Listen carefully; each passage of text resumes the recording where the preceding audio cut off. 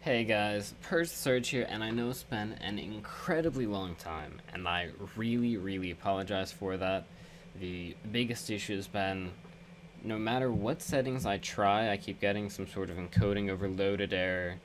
So I've reached the point where it's like, alright, I thought my computer was good enough, but I guess it's not. So between Black Friday, Cyber Monday, and Christmas, I'm looking to see if I can get a secondary computer with, salvaged parts from at home. That's just going to be like an encoding slave with a capture card. So hopefully I can get that somewhat soon and start making regular videos come spring semester, so early January, that sort of thing. Only time will tell how well it works out, but that's my hope right now, fingers crossed. But the biggest thing I want to talk about is on my screen right now. It's with the preseason. What looks good, what doesn't look good, and why I think that. And so the first thing you guys probably all know looks good, the assassins. And the one thing I'm going to say about assassins is there are so many different, there are like 3 unique ways to go about it. Predator works on certain champions. They're showing Talon as an example, but I would never run Predator on Talon. But Predator's great on champions like Hecarim and Quinn. Now that's very limited, and I'm sure you could find other champions that can make use of it, like maybe Udyr. I could see it on Udyr. But it's about these really mobile champions. And it's really cool. And I would definitely recommend playing like Predator Boots Hecarim or Predator Boots Quinn, because they're both so much fun to play. Just hands down, some of the funnest builds I've tried. Not always the most viable per se, but definitely some of the most fun. And when I say like not viable, I mean I played Hecarim with like Predator Boots. It's like a static shiv with runic echoes and shit. Like literally one shot, I'm trying to kill you in one hit build. Lots of fun, not the best to carry with. And Electrocute has been amazing, and just straight up amazing for any sort of these. Blech. Can I even English? Electrocute has been amazing for any of these assassins because it does more damage than Thunderlord's Decree ever did. So Thunderlord's Decree level 1 base damage was 10. Electrocute's level 1 base damage is 40. And as far as scaling go, I think it has the same AD scaling but higher AP scaling. So it's not just like, oh hey, I'm playing Talon or Kha'Zix or something like that.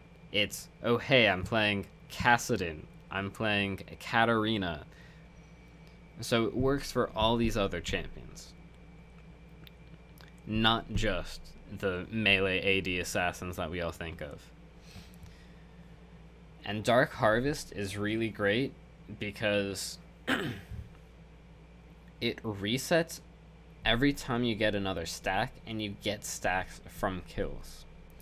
So if I'm playing Katarina, for example, Katarina is not a very good choice. Why did I say Katarina?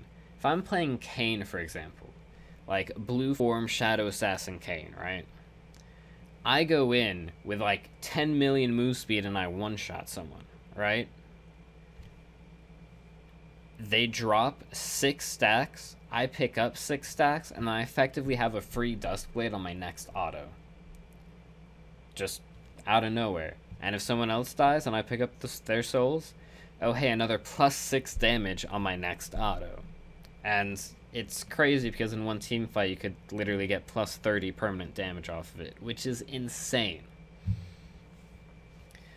And usually I have it doing as much as Duskblade by about 22-23 minutes, so it can stack up pretty quickly, especially if you're snowballing with kills. Now, the other things you guys might have played against which are incredibly annoying are the pesky mage supports. Mostly because of this little bugger here. There are some champions that can proc it twice with one ability. If you've played against Teemo top anytime, like the past since this piece of crap was released, you'll know that he can proc Aerie twice off a single poison auto. And there's no counterplay. You know, it's 15 to 40 damage based on level, which means it does the most level 1, proportionately speaking. And you're getting guaranteed plus 30 damage out of it on a Teemo. Every auto that you proc it with, and it's so frustrating. And now you put that on like a Soraka. It's like, you know, maybe she doesn't proc it twice, but just every time she does extra damage to you, she's healing her ADC. Or like a Sona, where it's like, she already does a lot of damage, but now she's gonna, you know, steal a little bit more health, make your life that much more difficult. So I'm sure you guys have been playing against it, and I'm sure you guys find it as frustrating as I do, because there's no counterplay. On the flip side, you have Arcane Comet.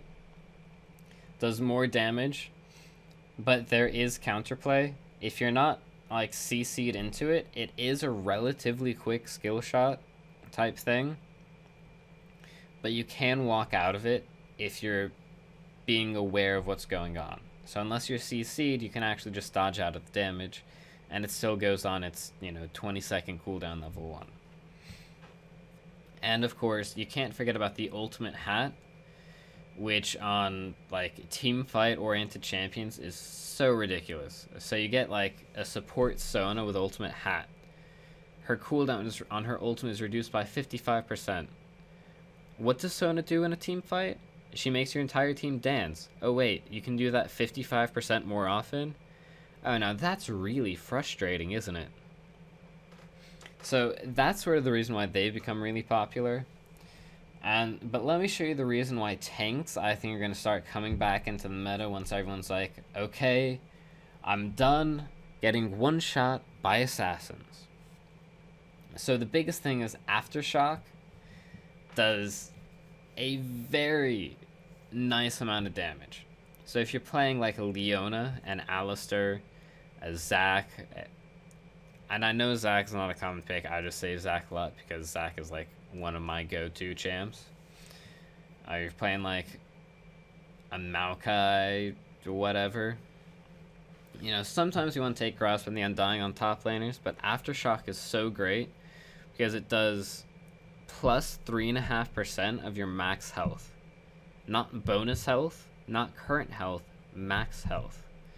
So if you're playing like, oh heaven forbid, a Cho'Gath, and you knock someone up, that explosion doing 3.5% of your max health, let's say you're at 5,000 health, not unreasonable on a Cho'Gath.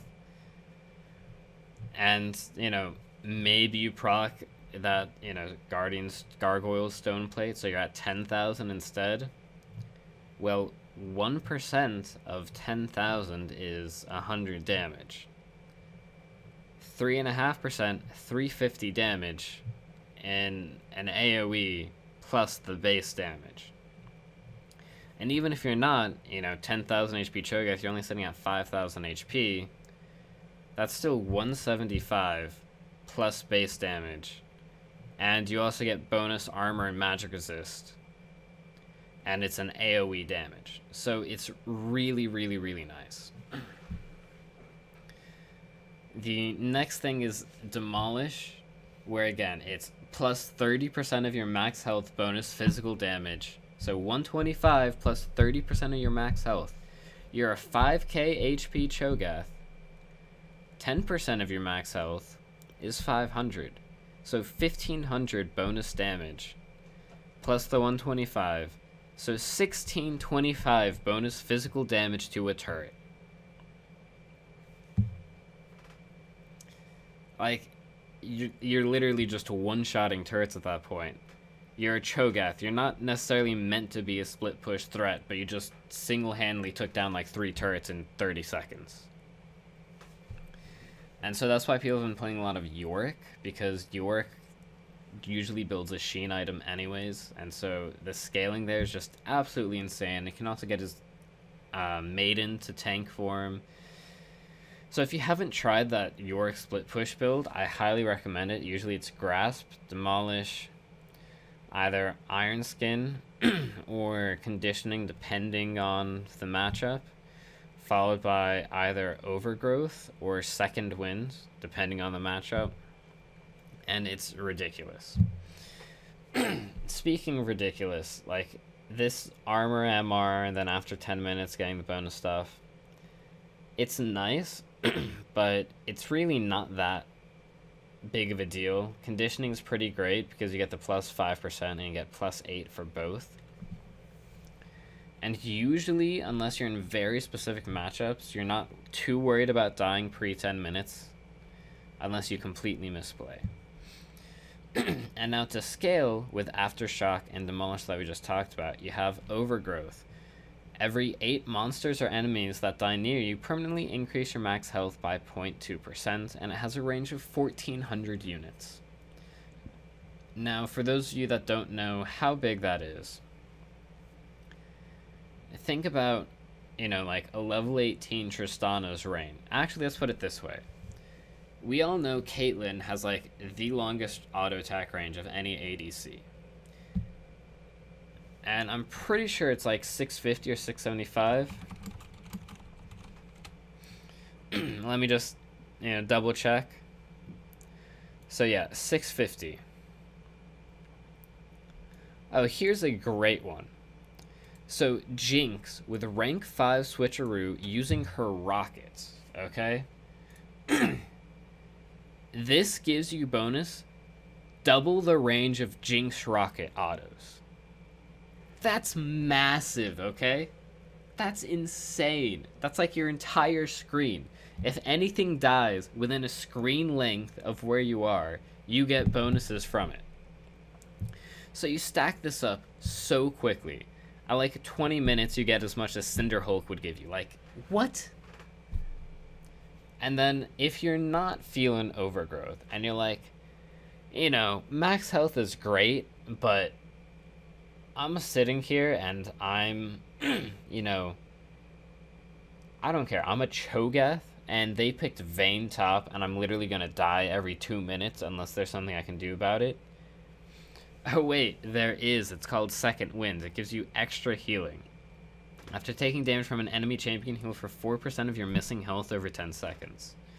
You take Adorn Shield, you take Second Wind, and 4% of your missing health is pretty nice. You know, if you're playing against someone like a Gangplank, even, who's just going to Q you every 5 seconds, this is phenomenal because, you know, maybe it's healing over 10 seconds, so maybe you don't get a full 10 seconds before he Qs you again, but healing from Second Wind and Dorn Shield is going to be amazing because the more damage he does to you, the more you heal. Kind of makes it difficult to kill you. So I definitely think tanks are going to be coming back in the meta. And once again, I'm really sorry about not posting anything, but if you sort of liked what I did here, where I just sat down and talked about the recent changes with the preseason, please let me know. I will try and make the capture card and dedicated slave PC.